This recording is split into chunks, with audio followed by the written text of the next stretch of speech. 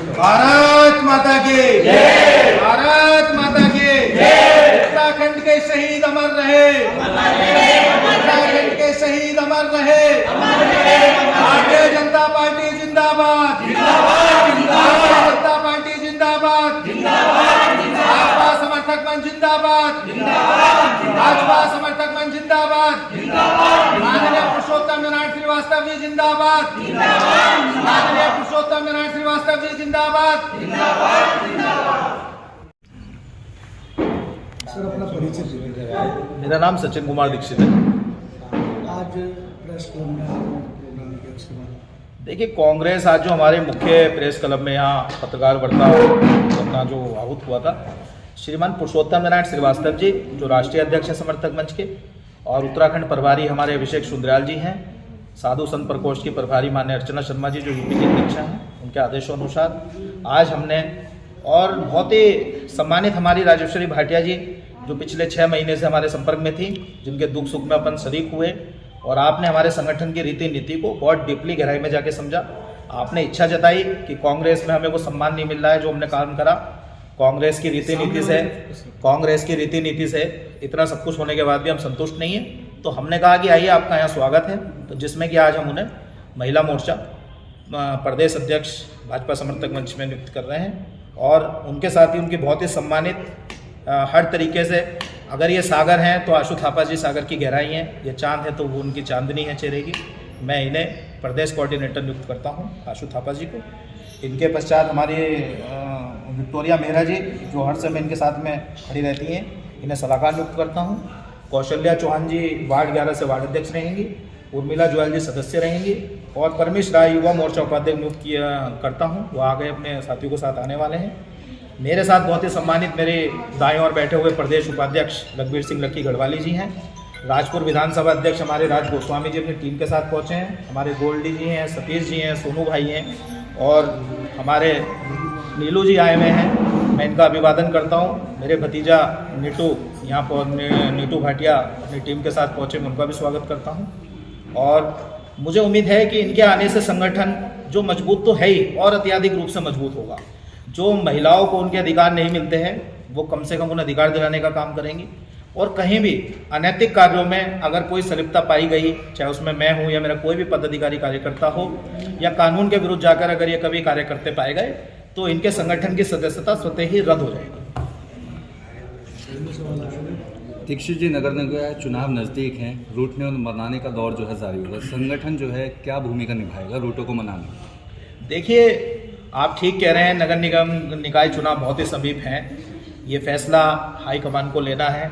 हम तो जो प्रत्याशी, हम तो ये नहीं कहेंगे कि ऊपर से कहाँ से आएगा, जो जनता के बीच का होगा वो प्रत्याशी चुना जाएगा। तो भारतीय जनता पार्टी की तो ये कार्य करने की नीति रही है कि सड़क से उठाए हुए चुने हुए कार्यकर्ता को अपने मोती की माला में मोती पिरो के धारण करना।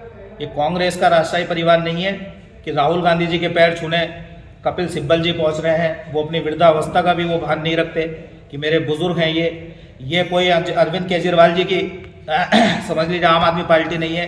जहाँ हजारे जी को हाशिए पे डाल दिया गया, ये समाजवादी पार्टी के लोग नहीं है कि जहाँ पर जो है 80 साल के वृद्ध व्यक्ति अखिलेश यादव जी के पैर छू रहे हैं। ये भारतीय जनता पार्टी का परिवार है, सर्वधर्म के लिए कार्य करने का परिवार है।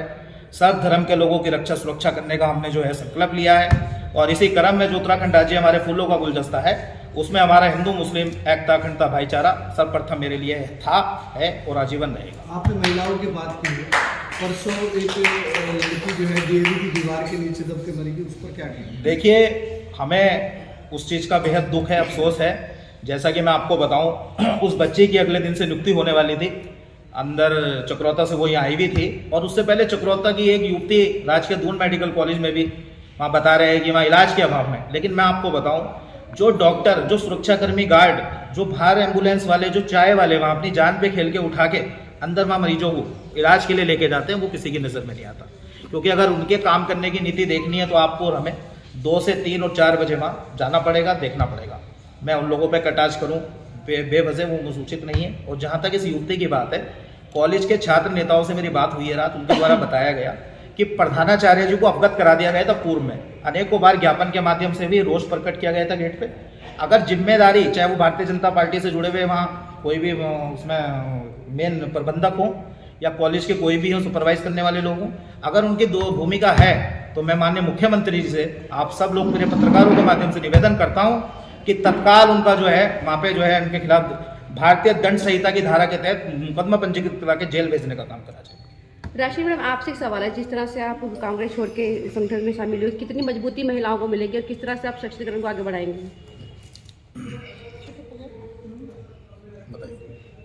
कांग्रेस पार्टी से आज मैं कांग्रेस पार्टी में मेरे को पूछते नहीं थे हमको सबको ना, मैं सब लेडीज़ों को लेकर आई हूँ।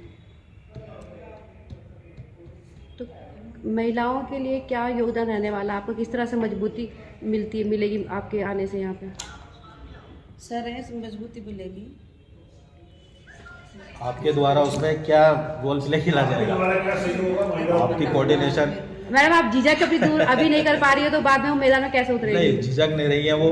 एक ये चूंकि क्या था कि माता के व्रत भी चल रहे हैं और जो वहाँ डीएवी कॉलेज में घटना हुई है उससे इनका मन भी कहीं ना कहीं बहुत बेहद दुखी है। बल्कि इनकी कोऑर्डिनेशन के रूप में आशु थापा जी हैं, आप इनसे सवाल जवाब चाहें तो कर सकते हैं किसी भी तरीके के।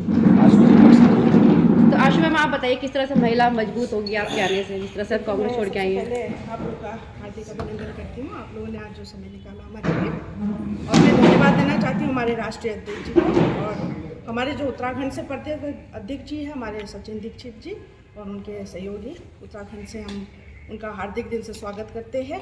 और जो सवाल आपने हमसे पूछा है, ये एक बहुत अच्छा सवाल आपने पूछा कि महिलाओं के लिए क्या कार्य करेंगे। देखिए, महिलाओं का कार्य करने के लिए ही आज हम भाजपा समर्थक मंच में आए हैं और सभी के हित के लिए कार्य करेंगे इसमें हम, चाहे वो महिला का हो, चाहे वो क्राइम के ऊपर हो, चाहे एजुकेशन के ऊपर हो, चाहे हेल्थ के ऊपर, हम हमारे जो संगठन है सब उसमें कार्य।